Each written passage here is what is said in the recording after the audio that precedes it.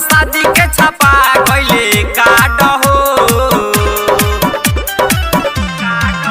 सच्चे कहिले लो भर सुन बात हो, हमरा शादी के छपा गइले काट हो।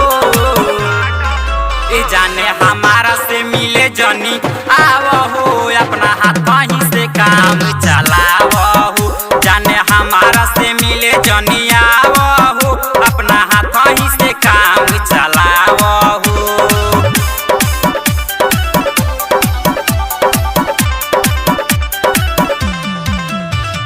DJ NK Neeraj, Gusaipatti, Kushinagar.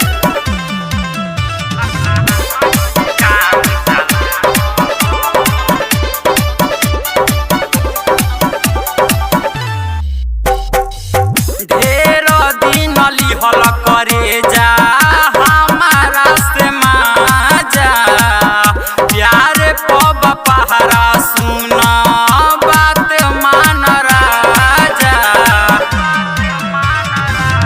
ढेर दिन लिहल करे जा हमारा से माजा, प्यार पब पहरा सुन बात मान राजा।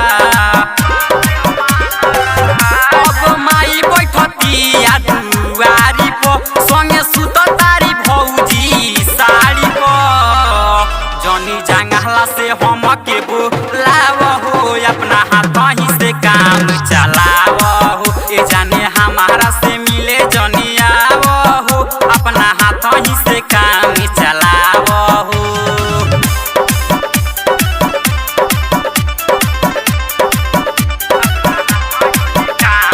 DJ NK Neeraj, Gusaipatti, Kushinagar.